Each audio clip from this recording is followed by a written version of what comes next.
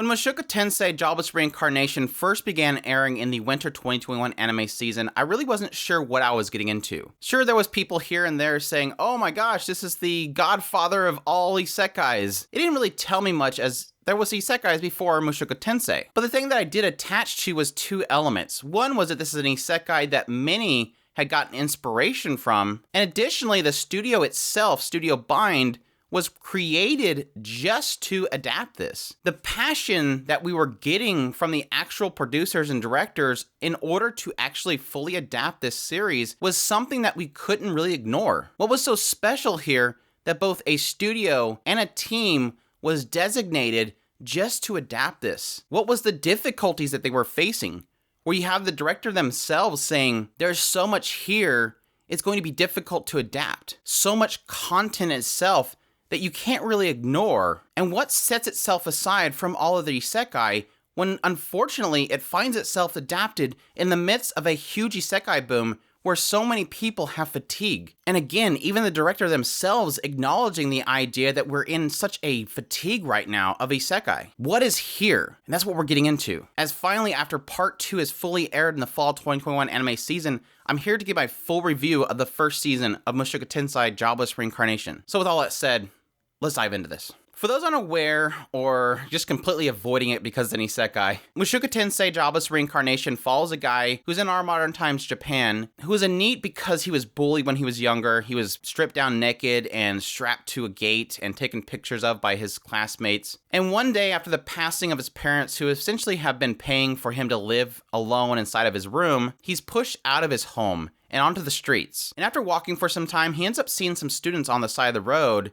that are about to get hit by a truck. And so he runs up there to try to save them and ends up getting hit by the truck himself, killing him. And as he's fading away, he ends up finding himself awakening as a newborn child in another world. And as he's growing up, he's realizing that this world is different. It's a very European setting world with both magic and swords. And as he's exploring the world itself, he ends up discovering that he has an aptitude for magic itself and begins training in magic. And as we follow the story, he grows older. He ends up deciding that he's going to make a new life here. This is the new life, the new chance that he has to do something different. But even still, having all the trappings that he had from his previous life, as again, he was a NEET, and even still in this new world, he feels that hesitation of going out into the world. And he still has those fears and that trauma that sticks with him from his previous life. But again, even still, he pushes himself forward as he meets new people and goes out into the world itself, takes on a student in magic, and eventually finds himself transported to another continent. And like I said earlier, a key focus in the story being around Rudy himself, this guy that has been reborn in this other world. As he's discovering this world, the mechanics of it, gaining more skill in his magic, and meeting new people, and experiencing new things that he never would have experienced in his previous life because, again, he was a shut-in. And additionally, having that real heavy focus on the trappings of his previous life affecting this new life and how he's slowly discovering the lives that he's touching and the new experiences he's having ultimately mold him into a new person. And these experiences are from the people around him as early on, it's about him kind of learning about magic, discovering his new life, meeting his new tutor, which is Roxy, and how she teaches him magic, eventually growing a bond with her, meeting Sylphie, an half-elf that's in the village, and protecting her and teaching her magic, eventually getting thoughts of going to a magic academy itself and having to earn money, him being shipped off to another branch of his father's family, meeting Eris, training Eris in magic, eventually getting into the mana disaster itself, which basically displaces the entire area into different regions of the world, striving to survive on a hostile continent, and ultimately Rudy himself having to figure out how to survive in that hostile environment, while at the same time trying to discover what happened to his family. I guess to start off, let me say that Studio Bind has done a phenomenal job on this series. This show looks so amazing. You can see the absolute passion that this studio and the director and everybody has on this project, easily cementing itself up there with other studios such as Ufotable and Kyoto Animation and the like. And why I think that's important is, yes, it's entertaining to see some amazing action scenes, but it's not just that. It's that attention to detail. The artistry in the world itself, the backdrops, the visuals, the setting, how much detail is put into every single frame. and the animation itself bringing the characters to life and the environment to life. I talked extensively when the first part came out about you have these grassy fields where each blade of grass is waving in the wind. It not only looks good, but it creates immersion. And the immersion will bring you into the show and make it feel like it's a reality. Having something look good and look realistic can often help you believe the environment itself is real. You, like Rudy, are finding yourself in this new world. And on top of that, having fantastic music, great seiyus, everything working to make this series both believable, immersive, and engaging. And additionally, not having an opening. Not having this sequence that's pre-played every single episode. Instead, having that intro music, but each episode showing you where they're at during that. These great spectacles of scenery that help you kind of get an idea of where they're at and the things that are in their surroundings. Studio Bind is doing this story justice. And I don't think I would have found myself as enveloped into the story as much as I did without the efforts that they put into the series. Moving on to the story itself of Mushoku Tensei. I love it, and I think that's a culmination of multiple things. I like how it's playing out the story, and the pacing is perfect. They are doing such a phenomenal job of just keeping things moving without feeling it rushed. So much content is getting into that I just eat up, but at the same time, I never feel like it's rushing things. But yet still, at the end of every episode, I'm thinking, wait, that was like 5 minutes. This isn't a full episode. And I think that's due to the impeccable pacing. Like, the pacing is perfect. Add into that these incredible story beats that I'm absolutely invested into, makes for a perfect storm. Now, technically early on, a lot of the focus is around Rudy and him discovering the area that he's now in, and the mechanics of the world itself, but it's all kind of interplay with some comedic beats, introduction to characters such as Roxy and his family. But the entertainment keeps going because you have this interplay of both his otaku nature, playing off the jokes about the world that he's in, until eventually it gets to the point where he discovers that this is his new opportunity. This is his new world, and he wants to make a different life for himself. And I think in that point, you kind of get that encouragement that you want to root for Rudy to have the opportunity that he never had. And then when it shifts to him meeting the other Boris family, you start to expand the world a little bit. You start to see more things outside of this small village, the politics of the Boreas family, and start to see the region as itself kind of expand. You learn about this previous war, you learn about Laplace, all these kind of things that were of the past, but it's all sprinkled. And just when you get comfortable,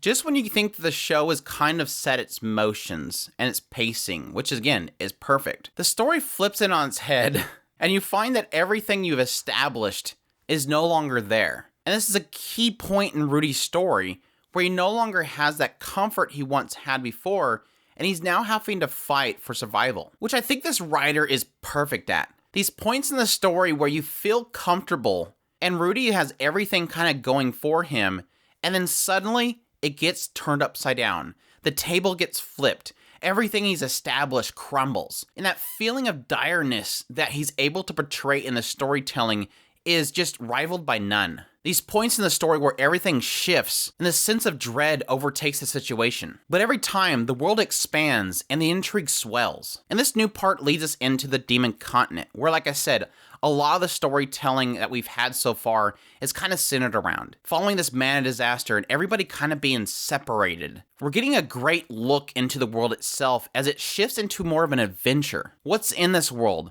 What are the different races? What are the different continents? The different civilizations? All these things are quickly being thrown at us in an incredible pacing that never gets too much to handle. I equate it to something like ReZero. Whereas I absolutely love ReZero, the issue that I have with ReZero is that the writer loves to hold his cards. And there's so much mystery about the world, and you're just wanting answers to all these questions.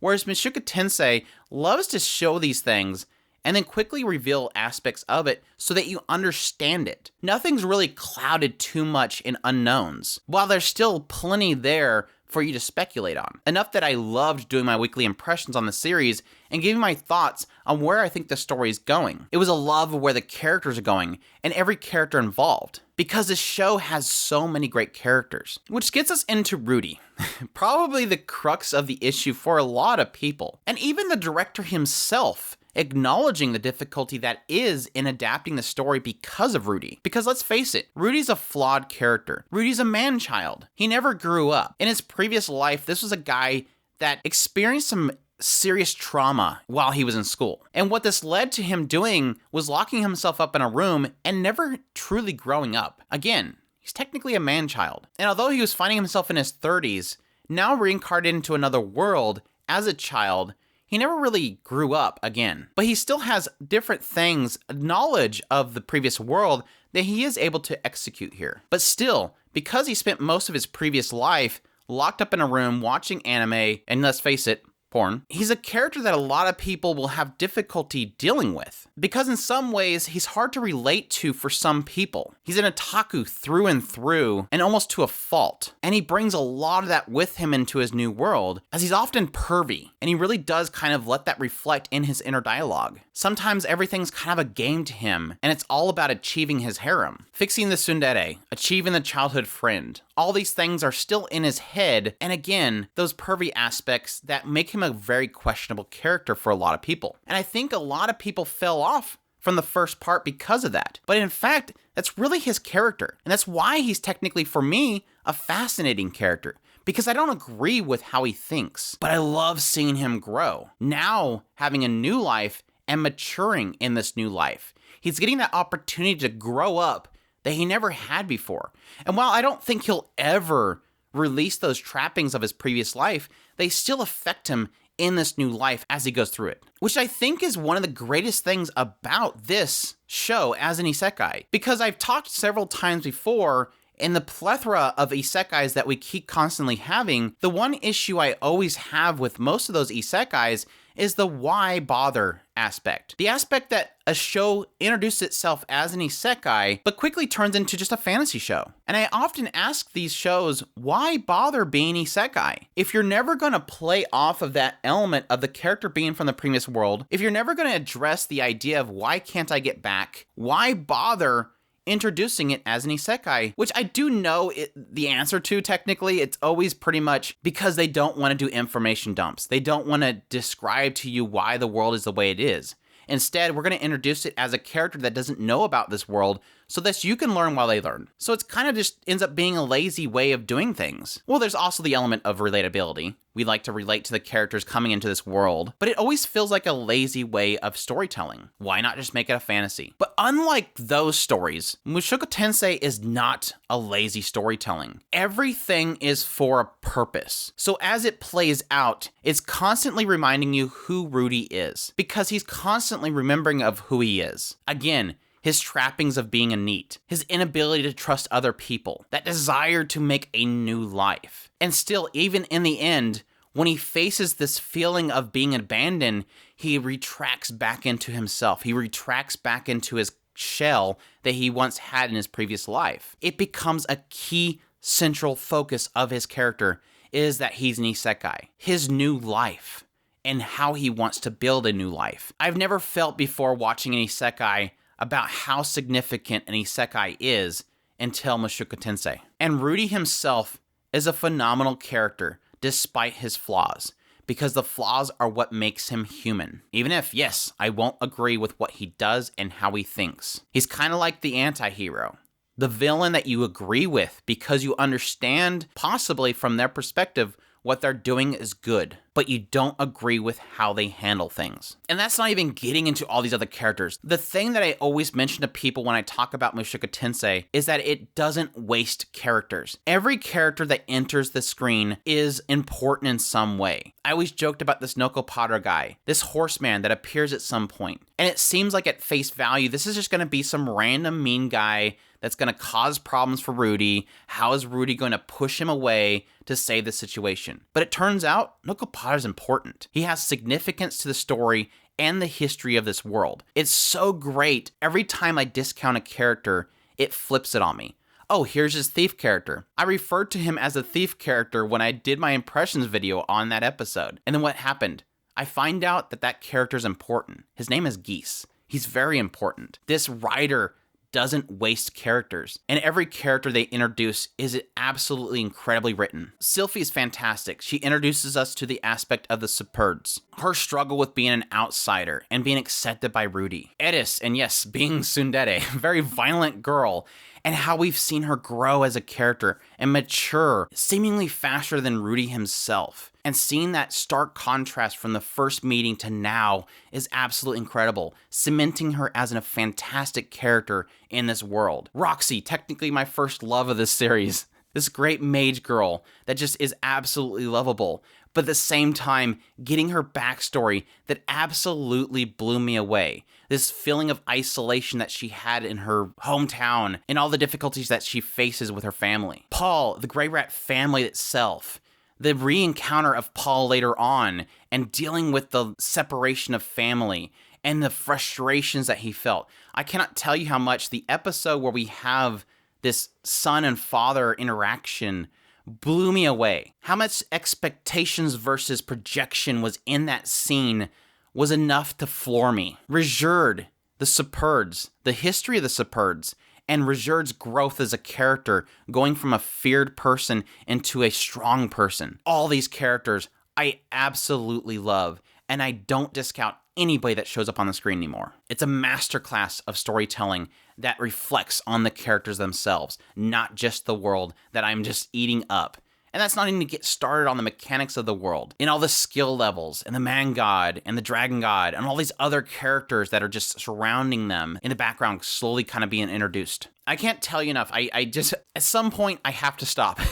I could go on and on about this show and the story and everything in it. The amount of connection that I've had with this story has been phenomenal. I cannot wait for each week that it came out. Again, the pacing is absolutely perfect, and I'm always sad every time an episode ends. This is a story that cannot be ignored. Despite the plethora of isekais that we've had, this is, bar none, the best of the best. Even though I love A Sentence of a Bookworm, even though I love ReZero for their own reasons, this one cannot be understated as being the best, the primo example of what isekai can be. And knowing that they're planning on doing a full adaptation of this, it doesn't hurt me to get invested in it and really dive into it. Though even still, I have a strong desire to actually read the source material now, if I could actually get a hold of it. I love this show. I want other people to check it out. Despite it being isekai, don't let that discredit you from it, because this isn't really an isekai. This isn't the sum of an isekai. This is a story about somebody getting another chance. And despite them having flaws, you want to see their growth and how they affect the people around them. Every episode is impactful. Every episode is eye-opening. Every episode is expansion of the world it's in. And every episode is an emotional roller coaster that I find myself unable to stop thinking about. It's just found itself a place in my head rent-free for the next probably 5 years of my life. And like I said, enough that I actually want to go back and check out the source material. So I definitely will probably eventually dive in the source material and probably do videos here talking about each of the volumes and possibly how it reflects on the show itself. I don't plan on reading past the adaptation itself because I want to do impression videos in the future as it returns, but I definitely look forward to that because it's definitely a phenomenal series. And again, something that I had to find some place in my top 5 anime of all time to fit it in there because it's that good. But again, I have to stop. This is my review of Mushoku Tensei Jobless Reincarnation. I hope you guys enjoyed my review of part 1 and part 2. If you did, leave a like down below, comment, let me know what you thought of the series or if you're going to check it out. Have you missed it? Is something make you drop off on it? Let me know. I'd love to hear from you guys. As always, if you like this video, make sure to subscribe so you can get our future videos. And also in the description below, you can find ways to support us. We definitely appreciate everybody that does. It definitely means a lot to us. And with that, I hope you guys enjoyed, and y'all take care.